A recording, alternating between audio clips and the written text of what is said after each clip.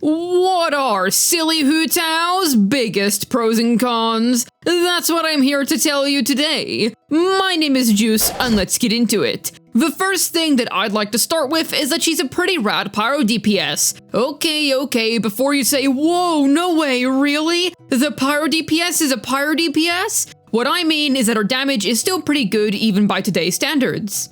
Which is very impressive for a character who released all the way back in 1.3. Consider that the Fontaine meta has passed too, yet she still remains as quite the solid DPS option. I also bring this up because I feel like people underestimate her performance in the current day. I can't blame anybody for feeling that way though. After all, the introductions of units such as Lyney and his incredibly meta dad turned the already competitive Pyro DPS landscape into survival of the fittest territory. Before anybody comments about Lyney not being that good, try this team. And no, he is not a charged attack DPS, but rather a nuker that nukes with both his skill and burst. Yes, he does need to do charge attacks to stack up his skill, but the nukes are the main source of his DPS. Try him out with that mindset and have fun. Back onto our funny funeral director.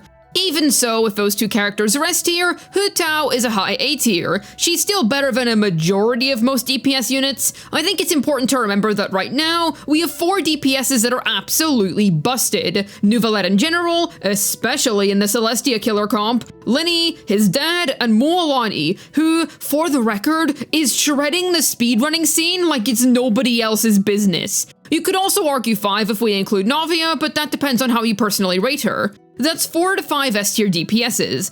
This game has over 80 plus characters, soon rounding up to 90 plus. Hu Tao remains as being stronger than about 80% of the rest of the DPS cast. Her numbers are capable of being better than ever before with crazy buffs to her performance, which we'll touch on in a moment. And while she is outclassed by some regular DPSs too, such as Xiao and his best in slot team, Hu Tao still stays in the top 20% group of DPSs in Genshin. The number is arbitrary, just trying to illustrate my point here. If a good damage dealing character is what you're looking for, then you will 100% find that with the silly funeral director. Alright, now we can touch on the buffs that she's received over time. Funnily enough, this funeral director young lady is far from dying in the meta, as the variety of buffs she's received have invigorated her to be full of life. Clever wordplay there, huh? Anyways, for starters, C1 is nowhere near as much of a necessity as it used to be if you have a copy of Xian Yun. You can conserve way more stamina by weaving plunges into your rotations. It's a great increase, of course, but having C1 no longer feels like a borderline necessity. Or you could play her with Xilonen, who actually makes the C0 clunk worth it while offering C1 players a new best in slot team. The cool thing about this is that the cat actually has a specific quality that works really well for Hu Tao. That being, before, if you ever used a 4VV user in her teams, you would never be able to get the Pyro Swirl. You'd always be buffing the Hydra units only, because you can't reliably apply off-field Pyro Hu Tao to get the Res Shred. Sure, there's using Tao's Burst, but using it outside of her skill is a mega waste, because then you miss out on a ton of damage. And if you're playing Shimenawa's Tao, then that isn't even an option for you. But because of how Shilonen's buffs work, by buffing all the elements present in the party as long as 2 or more are non-Geo, Tao also gets the Res Shred.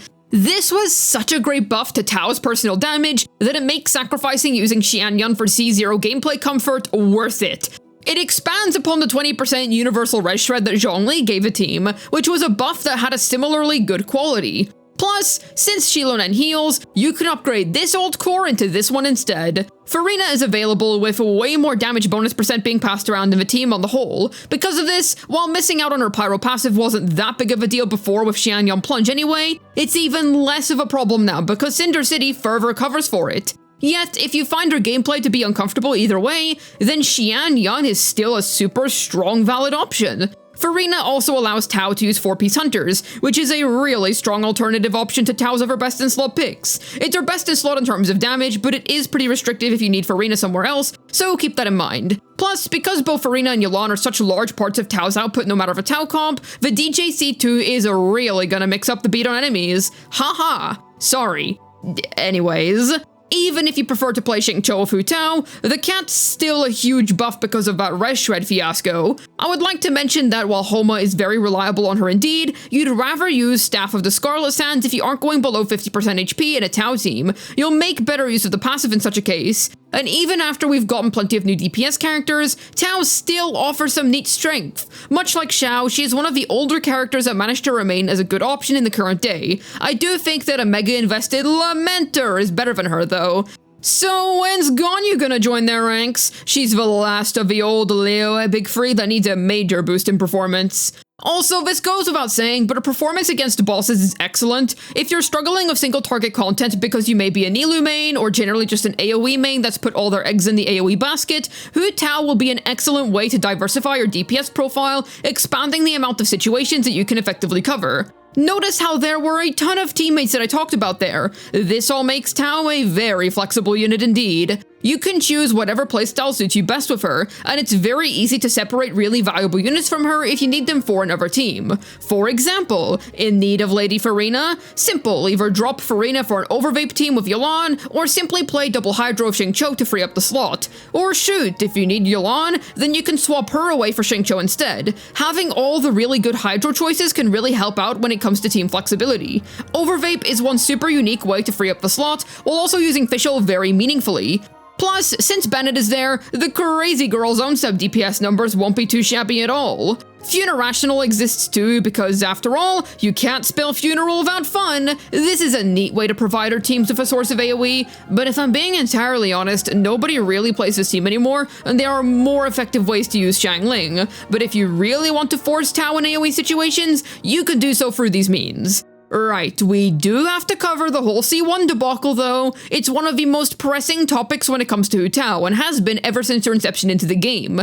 I consider it a pro and a con at the same time. The positive side is that it improves upon a unit who already feels very strong at C0 with very decent performance. The negative is that this feels like one of those constellations that's simply selling the solution. Think about it. Even Chiori, who has a C1 built on a similar principle, still has teams where that C1 isn't necessary if you simply slaughter with the likes of Kachina, Zhongli, or any other Geoconstruct user. Tao's external solution would be Xianyun, yet even then, you still get a huge playability increase from C1 Hu Tao. No matter what, it really helps her entire kit feel more cohesive. Before Fontaine, I would have made the argument that even if that's the case, she would have still been the best 5-star Pyro DPS unit that we would have had at the time. Yet nowadays, we have Pyro DPSs who are good right from the get-go at C0. Whether you believe me or not when I say Lyney is good, he is still infinitely more intuitive to use at C0 than a C0 Tao unless you're playing on console. And his dad, no matter the platform, is gonna feel a lot better to play than a C0 Tao. You simply normal attack spam, then voila, you're good to go. Also, that allows Arla's high investment to build upon the crazy foundation of her damage numbers, making her more worth investing into over time. The Knave being the best C6 DPS in the game seriously doesn't help Hu Tao's case either. Ease of use matters a lot when you've got characters like Neuvillette who delete the game when you smash your head on the keyboard. Back then, it was a lot easier to justify the clunk because the additional performance you got out of her compared to other options at the time was worth it. Nowadays, sure, she may be a high A-tier DPS, but that's assuming that you're alright with how she plays. And that's a lot of effort to only end up being a high A-tier when Neuvillette is the best DPS in the game, when Bros simply has a single button held down for him. And that's the thing. Yes, I do think that Tao is being underestimated a little nowadays. But even so, my issue is that she isn't really offering anything that the S-tier Pyros don't do already. Think about it like this. Chloriander is a cool Electro DPS with a ton of teams. Yes, she isn't Neuvillette level, but she is currently the strongest way to enjoy Chevre's Overload teams, for instance. Or perhaps the best way to utilize Yunjin if you're a fan of her. There are unique qualities to be found here which the top tier DPSs do not have, while also fixing all of Aggravate's main issues if that was your biggest concern. Take an older unit such as Xiao. He also offers some neat stuff that the other top tier DPSs do not. Big funny pogo stick plunges while being a raw Animo carry. This is a unique playstyle which you can't emulate as well with the others. Plunge Arla if you really wanted to, I guess, but literally who the frick is realistically playing that? You get the idea by this stage. Hu Tao's kit isn't that remarkable anymore, because the other two major power DPSs improved upon the mechanics present in her kit, while also power creeping her in the process. You liked Tao's big burst nukes? Well, say hello to Lyney, who exclusively deals in those. You find spamming attacks with HP play to be fun? Well, that sounds pretty everlasting as the moon to me. Tao is a heavy notch above being a character who will simply work if you want them to. She is genuinely decent, but it's so hard to justify getting getting her outside of personal enjoyment reasons, whether you have the other two Pyro DPSs or not. If you do, the heck do you want Tao for? If you don't, then pretty much just wait until one of the two return, or wait for Ika, who's definitely going to be the best Pyro character in the game. Lastly, I want to mention that her cost compared to modern DPSs is a little grim. Not that bad, of course, but I do believe that it takes a lot more time in Resin to get a freshly pulled Hu Tao up to Abyss clearing snuff, compared to Mr. Settle Down, who is just, yeah, slap whatever on him, throw the water lizard at P-Amber, then you're good to go.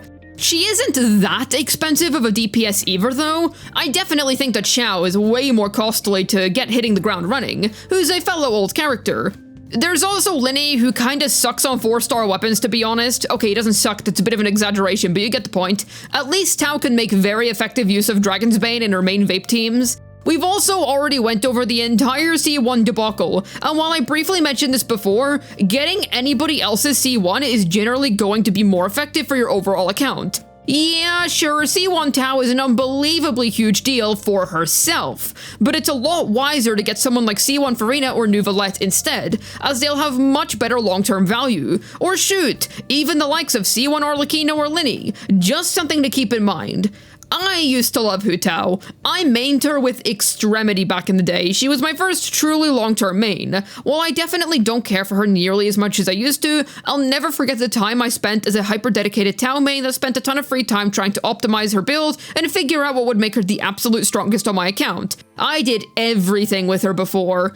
While I definitely may not play her nearly as much as I used to, she'll always have a special place in my heart as one of the Genshin characters that I used to care about the most. She's still very reliable, even if Tao's not at the absolute peak of the meta like she used to be. I love this silly character, no matter her meta position, and it always brings a smile to my face when she appears in events or stories. I absolutely love that she gets along with Venti. The ending of the 3.4 Lantern Rite was the funniest awkward dinner ever. At least those are my personal feelings towards the character. Yet what do you think about Hu Tao? Let me know down below in the comments. Hopefully this video was able to tell you Hu Tao's biggest pros and cons. This has been Juice, signing out. And do you think she'll be opening up business in Natlan soon? If you haven't played the 5.1 Archon quest yet, then don't worry about it.